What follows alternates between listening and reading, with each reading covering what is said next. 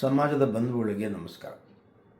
ಈಗಾಗಲೇ ರಾಜ್ಯಾದ್ಯಂತ ಮಹಾಸಭಾದ ವತಿಯಿಂದ ಯಾರೆಲ್ಲ ಸಂಘಟನೆಗೆ ಕಷ್ಟಪಟ್ಟು ದುಡಿದಿದ್ದಾರೋ ಮತ್ತು ಯಾರಿಗೆಲ್ಲ ಹೊಸದಾಗಿ ಸಂಘಟನೆಗೆ ಬರಬೇಕು ಅನ್ನುವಂಥ ಉದ್ದೇಶದಿಂದಿದ್ದಾರೋ ಅವ್ರನ್ನೆಲ್ಲ ಹೋಬಳಿ ಮಟ್ಟದಿಂದ ಹಿಡಿದು ಜಿಲ್ಲಾ ಮಟ್ಟದವರೆಗೂ ಗುರುತಿಸುವಂಥ ಕೆಲಸನ ಯಾರೆಲ್ಲ ಸಂಘಟನೆ ಇದ್ದಾರೋ ಅವರೆಲ್ಲರೂ ಕೂಡ ಮಾಡ್ತಾಯಿದ್ದಾರೆ. ಭಾಳಷ್ಟು ಜಿಲ್ಲೆಗಳಲ್ಲಿ ಜಿಲ್ಲಾಧ್ಯಕ್ಷರು ಕೂಡ ಆಗೋಗಿದ್ದಾರೆ. ಅವರೆಲ್ಲ ಅವರವರ ಕೆಲಸಗಳಲ್ಲಿ ಈಗ ಹೋರಾಟವನ್ನು ಮಾಡ್ತಾಯಿದ್ದಾರೆ. ಭಾಳಷ್ಟು ಕಡೆ ನಾವೆಲ್ಲ ಇಷ್ಟೆಲ್ಲ ಮಾಡ್ತಾಯಿದ್ರೂ ಕೂಡ ಕೆಲವು ಜಿಲ್ಲೆಯವರು ತಟಸ್ಥವಾಗಿದ್ದಾರೆ.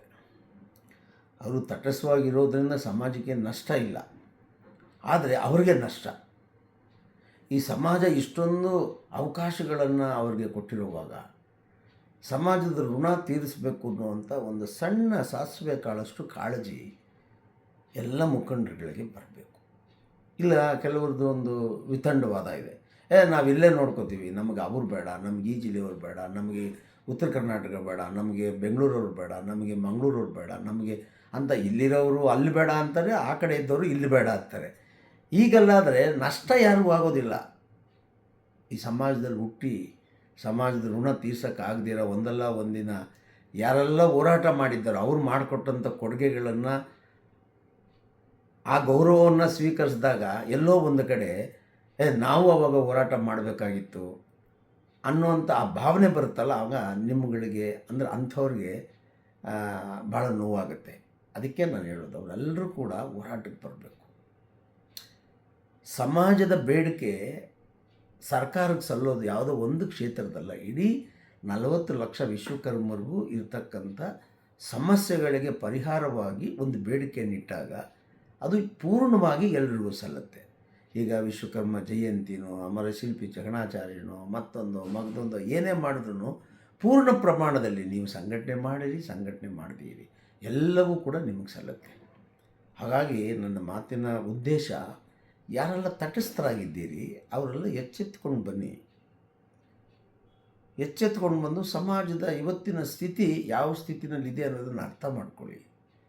ನಿಮಗೆ 3 ಹೊತ್ತು ಊಟ ತಿಂಡಿಗೆ ದೇವರು ಕೊಟ್ಟಿದ್ದಾನೆ, ನಿಮ್ಮ ಮುಂದಿನ ಪೀಳಿಗೆಗೆ ಆಗೋಷ್ಟು ಅನುಕೂಲ ಮಾಡಿಕೊಟ್ಟಿದ್ದಾನೆ ಅಂದ ತಕ್ಷಣ ನೀವು ಸಮಾಜಕ್ಕಿಂತ ದೊಡ್ಡವರಾಗೋದಿಲ್ಲ. ಒಂದಲ್ಲ ಒಂದು ಕಾಲದಲ್ಲಿ ಕರ್ಮ ರಿಟರ್ನ್ಸ್.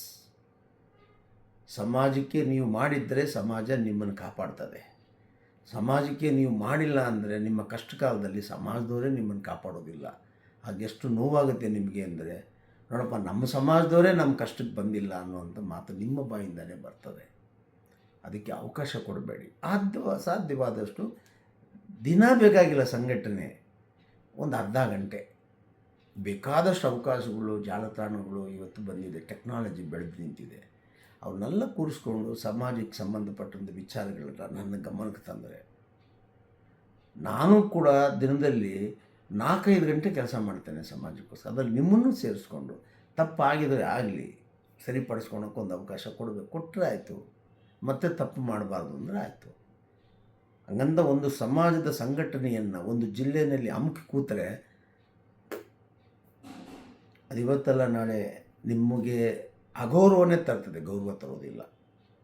ಇರಲಿ, ನಂಜುಂಡಿಯವ್ರು ಯಾಕೆ ಇವತ್ತು ಈ ಥರ ಮಾತಾಡಿದ್ರು ಅಂತ ನೀವು ಯಾರಾದರೂ ಬೇರೆ ಥರ ಅರ್ಥ ಮಾಡಿಕೊಂಡ್ರೆ ಅದರಿಂದ ನನಗೇನು ಚಿಂತೆ ಇಲ್ಲ.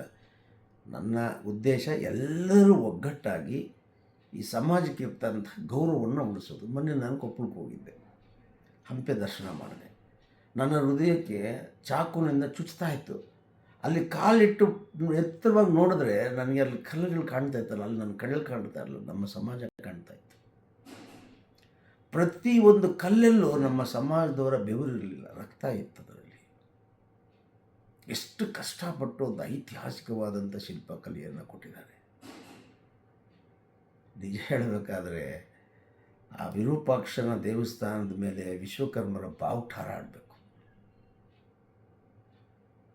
ಯಾರು ಕಟ್ಟಕ್ಕಾಗೋದಿಲ್ಲ, ಹಿಂದೆ ಯಾರು ಮುಂದೆನೂ ಕಟ್ಟಕ್ಕಾಗೋದು ಯೋಚನೆನೂ ಮಾಡಲ್ಲ. ಅಂಥ ಒಂದನ್ನು 100 ವರ್ಷಗಳ ಹಿಂದೆ ಕಟ್ಟಿದ್ದಾರೆ ಅಂತ ಹೇಳಿದ್ರೆ ಈ ಸಮಾಜಕ್ಕೆ ಇರ್ತಕ್ಕಂಥ ಒಂದು ಶಕ್ತಿ, ಆ ರಕ್ತ ಎಂಥದ್ದು. ಇವತ್ತು ಎಷ್ಟು ಅವಮಾನಕ್ಕೆ ನಾವು ಒಳಪಟ್ಟಿದ್ದೀವಿ. ಹಂಪಿ ಉತ್ಸವ ಮಾಡ್ತಾರೆ, ಅಲ್ಲಿ ಯಾರನ್ನೂ ಕರೆಯೋಲ್ಲ, ಸ್ವಾಮೀಜಿನ ಕರೆಯೋಲ್ಲ, ನಾಯಕನ ಕರೆಯೋಲ್ಲ, ಅಲ್ಲಿರ್ತಕ್ಕಂಥ 5 ಕಸಬುಗಳು ಮಾಡೋರು ಒಬ್ಬರನ್ನೂ ಕರೆಯೋಲ್ಲ. ಅವ್ರು ಮಾಡ್ತಾರೆ. ಶಿಲ್ಪಕಲೆ ಬಗ್ಗೆ ಭಾಷಣ ಮಾಡ್ತಾರೆ. ಎಷ್ಟು ನೋವಾಗ್ತದೆ ಅಂತ ನಾವೆಲ್ಲರೂ ಅರ್ಥ ಮಾಡ್ಕೋಬೇಕು. ಒಂದು ವಸ್ತು ಕೊಟ್ಟರೆ ನಮ್ಮದು ಅಂತ ಹೇಳುವಂಥ ಇಂಥ ಕಾಲಘಟ್ಟದಲ್ಲಿ ಜಗತ್ತಿಗೆ ಮಾದರಿಯಾಗಿರ್ತಕ್ಕಂಥ ಶಿಲ್ಪಿಯನ್ನು ಕೊಟ್ಟಂಥ ಸಮಾಜಕ್ಕೆ ಒಂದು ಗೌರವ ಕೊಡಲ್ಲ. ಅವರು ಅದನ್ನು ಹೇಳ್ಬಾರ್ದು ಅನ್ನೋಂಥ ರೀತಿಯಲ್ಲಿ ಅವರು ನಮ್ಮನ್ನು ನಿರ್ಲಕ್ಷ್ಯ ಮಾಡ್ತಾರೆ ಅಂದರೆ ನಾವೆಲ್ಲ ಎಚ್ಚೆತ್ಕೋಬೇಕು. ಅದರಿಂದ ನಾನು ಹೇಳೋದು ಸಂಘಟನೆಗೆ ಬರಬೇಕು ಇವೆಲ್ಲ. ನೋಡಿ, ಈಗ ಕೊಪ್ಪಳಕ್ಕೆ ಹೋಗಿದ್ದೆ ನಾನು. ಒಂದು 15 ದಿವಸ ಲೇಬಗಿರಿ ಸ್ವಾಮೀಜಿಯವ್ರ ಜೊತೆಯಲ್ಲಿ ನಾನು ಮಾತಾಡ್ತೇನೆ. ಅಲ್ಲಿದ್ದಂಥ ನಮ್ಮ ಸಮಾಜದ ಮುಖಂಡರುಗಳಿರ್ತಕ್ಕಂಥ ಫೈರ್ ಮಾಡಬೇಕು ಅನ್ನೋಂಥದ್ದು ಕಿಚ್ಚನ್ನು ನಾನು ಗಮನ ಕೊಟ್ಟೆ. ಇವತ್ತು ಆರು ತಾಲೂಕುಗಳಲ್ಲೂ ತಾಲೂಕು ಅಧ್ಯಕ್ಷರಾಗಿ ಹೋಗ್ತಾ ಇದ್ದಾರೆ, ಜಿಲ್ಲಾಧ್ಯಕ್ಷರಾಗಿ ಹೋಗ್ತಾ ಇದ್ದಾರೆ. ಅಲ್ಲಿ ದುಡ್ದಂಥ ಹಿರಿಯರನ್ನ ನಾವು ಉಪಾಧ್ಯಕ್ಷರಾಗಿ ಮಾಡ್ತೀವಿ. ಮಹಿಳಾ ಘಟಕ ಆಗುತ್ತೆ, ಯುವ ಘಟಕ ಆಗುತ್ತೆ. ಕೊಪ್ಪಳ ಅನ್ನುವಂಥ ಒಂದು ಜಿಲ್ಲೆಯಲ್ಲಿ ಇಷ್ಟು ದೊಡ್ಡ ಸಂಘಟನೆ ಆಗುತ್ತೆ ಅನ್ನೋದಾದರೆ ಎಲ್ಲ ತಿಳ್ಕೊಂಡಿರುವಂಥ ಅನೇಕ ಜಿಲ್ಲೆಗಳಲ್ಲಿ ಎಷ್ಟು ದೊಡ್ಡ ಸಂಘಟನೆ ಆಗ್ಬೋದು. ಆ ಕೊಪ್ಪಳದಲ್ಲಿ ಆ ಕರ್ಟಗಿಲಿರುವಂಥ ವೀರೇಶ್ ಪತ್ತಾರು ಮತ್ತು ಕುಷ್ಟಗಿಲಿರುವಂಥ ವೀರೇಶ್ ಕಮ್ಮಾರು ಮತ್ತು ಆ ಗುರಪ್ಪ ಬಡಿಗೇರು, ಆಮೇಲೆ ಮತ್ತು ಎಲ್ಲದಕ್ಕಿಂತ ಹೆಚ್ಚಾಗಿ ನಮ್ಮ ಸ್ವಾಮೀಜಿಗಳು ಲೇವಗಿರಿ ಗುರುಮೂರ್ತಿಯಿಂದ ಸ್ವಾಮೀಜಿಗಳು ಏನು ಕಮಿಟ್ಮೆಂಟ್ ಅದಲ್ಲ. ಎಲ್ಲರೂ ಸೇರಿಸ್ಕೊಂಡು ಮಾಡಬೇಕು ಅನ್ನೋದಿದೆಯಲ್ಲ, ತಾಯಿ ಹೃದಯ, ತಾಯಿ ಮಾತೃ ಹೃದಯ ಅಂದ್ರೆ ಹಂಗೆ. ಇವತ್ತು ಕೊಪ್ಪಳಕ್ಕೆ ಅದರದ್ದೇ ಆದಂಥ ಒಂದು ಸ್ಥಾನಮಾನ ಬರುತ್ತೆ, ಎಲ್ಲ ಜಿಲ್ಲೆಗಳಲ್ಲೂ ಇದೆ. ಆದರೆ ಕಾಲು ಎಳೆಯೋರು ಸ್ವಲ್ಪ ಎಚ್ಚೆತ್ತುಕೊಳ್ಳಿ, ಕಾಲು ಇಳಿಬೇಡಿ, ಅದು ನಿಮ್ಮದೇ ಕಾಲು. ನನ್ನನ್ನು ಎಳೆದ್ರೆ ನೀವು ಬೀಳ್ತೀರಾ, ನನ್ನನ್ನು ಮುಂದೆ ಬಿಟ್ಟರೆ ನೀವು ಬೆಳಿತೀರಾ. ಇವತ್ತು ಏನೆಲ್ಲ ನಾನು ತರಬೇಕು ಮೀಸಲಾತಿ ಅಂತ ಇದ್ದೀನಿ, ಅದು ನನಗೋಸ್ಕರ ಅಲ್ಲ, ನಿಮಗೋಸ್ಕರ. ಇಷ್ಟು ಜನ ಯಾಕೆ ನಾಯಕರುಗಳು ಮಾಡ್ತಾ ಇದ್ದೀನಿ ಅಂತ ಹೇಳಿದ್ರೆ ಅರ್ಥ ಮಾಡ್ಕೋಬೇಕು ಅವರು ಸಮಾಜದ ಬಗ್ಗೆ, ಮೀಸಲಾತಿ ಬಗ್ಗೆ, ಸಾಮಾಜಿಕ ನ್ಯಾಯದಿಂದ ನಾವು ಯಾಕೆ ಹೊರಗಿದ್ದೀವಿ ಅನ್ನೋದ್ರ ಬಗ್ಗೆ. ಇವತ್ತು ಹೋದ ವಾರ ಹಿರಿಯ ನಾಗರಿಕರು ಎಲ್ಲ ಸೀನಿಯರ್ ಸಿಟಿಜನ್ಸ್ ಎಲ್ಲ 60, 65, 70 ಎಲ್ಲ ಆಫೀಸರ್ಸ್, ಅವನು ಸೋಮನಹಳ್ಳಿ ರಾಜೇಶ, ಬಿಡದಿ ಜನಾರ್ದನ, ಲೋಕಾಚಾರಿ, ತಿಟ್ಟಳ್ಳಿ ಇವರೆಲ್ಲ ಕರ್ಕೊಂಡ್ಬಂದಿದ್ದು ಒಂದು 60-70 ಜನರನ್ನ. ಅವ್ರಿಗೆಲ್ಲರಿಗೂ ಒಂದೇ ಮೀಸಲಾತಿ ಬೇಕು, ನಮಗೆ ನಮ್ಮತನ ಬೇಕು ಅಂತ. ಇದೆಲ್ಲ ಅರ್ಥ ಮಾಡ್ಕೊಳ್ಳಿ ನೀವು. ಸಂಘಟನೆಗೆ ದಾರಿ ತಪ್ಪಿಸಬೇಡಿ. ಅದು ಯಾರೇ ಆಗಿರಲಿ, ಕರ್ಮ ರಿಟರ್ನ್ಸ್. ಸಮಾಜಕ್ಕೆ ಕೈ ಹಿಡಿದ್ರೆ ಸಮಾಜ ನಿಮ್ಮ ಕೈ ಹಿಡಿಯುತ್ತೆ. ಸಮಾಜದ ಕಾಲು ಎಳೆದ್ರೆ ಸಮಾಜ ನಿಮ್ಮ ಕಾಲು ಎಳೆಯೋದಿಲ್ಲ. ನಿಮ್ಗೊಂದಿನ ಬರ್ತದೆ, ನೀವು ಸಮಾಜದ ಕಾಲಿಗೆ ಬೀಳ್ತೀರಾ. ಅದು ಯಾರಿಗೂ ಆಗೋದು ಬೇಡ. ಎಲ್ಲರೂ ಒಗ್ಗಟ್ಟಾಗಿ ಹೋಗುವಂಥ ಕೆಲಸ ಮಾಡೋಣ. ತಪ್ಪು ಭಾಳಷ್ಟು ಜನ ಮಾಡಿ ಇಲ್ಲಿಂದ ಹೋದವರು ಏನೇನಾಗಿದ್ದಾರೆ ಅಂತಲೂ ಗೊತ್ತಿದೆ, ಏನೇನು ಸಾಧನೆ ಮಾಡಿದ್ದಾರೆ ಅಂತಲೂ ಗೊತ್ತಿದೆ. ಇವೆಲ್ಲ ಭಾಳ ದಿನ ನಡೆಯೋದಿಲ್ಲ.